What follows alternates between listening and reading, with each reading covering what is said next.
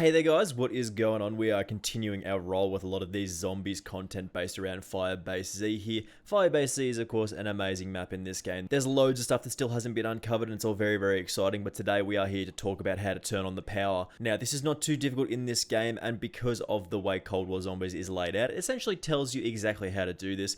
Of course we do want to go over it here today because the power turning on means we can lead to other Easter egg parts, getting the parts for the Ray K84 and of course lovely other things that allow us to continue in our zombies experience. So as I said, we're going to be talking about how to turn the power on today because this is one of the most crucial steps, and of course this does lead us to packing punching our guns and everything and all those lovely things that we mentioned before. So let's talk about how to turn on the power in Firebase Z. So basically to start this off, you have to get to the teleporter, which involves you talking to the guy, the Russian guy Revanov over here. You got to talk to him and he'll give you some spiel about how to turn on the power and stuff like that. And then of course you want to go through the teleporter. If you don't know how to get up to the teleporter in round one without turning or opening up any of the doors, make sure you do go check out yesterday's video. Anyway, once we are through the portal here, of course, we do see that there are 3 markers on the map here, which do involve, of course, turning on the power. Each is in its own local individual section as its known local power, of course, which powers up specific areas of the map and unlocks more doors. Basically, all you have to do is go to each of these segments and then do a small task in each of them, and we'll talk about them individually here.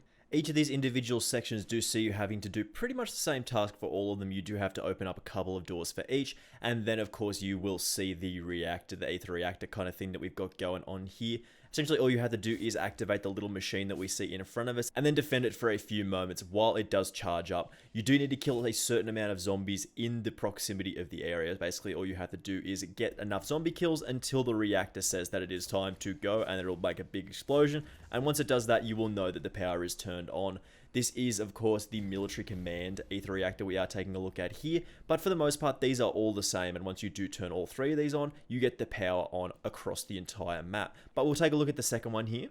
So again, we're opening up a couple of doors here. I believe these do cost 1500 points as well to see another ether reactor in the data center building. Basically, all you have to do here is, again, protect the 3 reactor little machine things from the incoming zombie attacks, which is, again, not too difficult, especially on those early rounds. If you do get here fairly early, this is no trouble at all. If you are doing this with a knife, it can be a little bit tricky, but really you're not in any danger of failing this, mostly because the zombies are very likely to, of course, attack the machines rather than attack you, so you can just walk up behind them and stab them or whatever with you, shoot them with your gun, do whatever you want to do to get these kills done. But basically, again, once we have got the required amount of charge in these ether reactors, of course, we get the certain amount of zombie kills. This will make a large explosion, and then we will be able to move on to the third and final way to turn on the power here. So again, up to the third one, we have to open up a couple of fairly expensive doors here. The first gate that you do see is 1250 points to unlock that one. You run up the stairs on the catwalk thing, again, a little bit higher on here past this particular bit.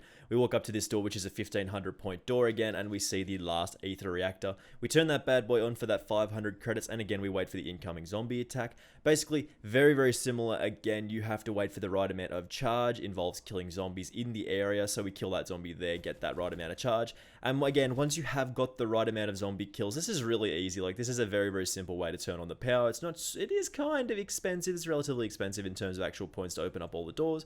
But once you have turned the power on, we can continue with the rest of the story, and we're going to talk about that in future videos and what we can do from here. We can unlock like the Ray K, of course. Keep in mind that this step involving turning on the power also does allow us to access the PackAPunch machine, which is located back at Revanov. So once you do turn on all the power, complete all 3 steps that we have presented here, you go back through the teleporter, go to the initial starting location, you have a chat to Revanov, and then he will allow you to use the PackAPunch machine. We can continue on our Easter egg path, we can continue the actual story. There is a lot of other things that we can do with this particular information after turning on the power, and we'll talk about that in future videos. So if you do want to see us continue in this series, in the zombies, make sure you do leave a like on this one, leave a comment, subscribe if you are new around here, of course, because it does very much help me out and I massively appreciate it. Anyway, thank you very much for watching this, and as I said, and I will see you in the next video.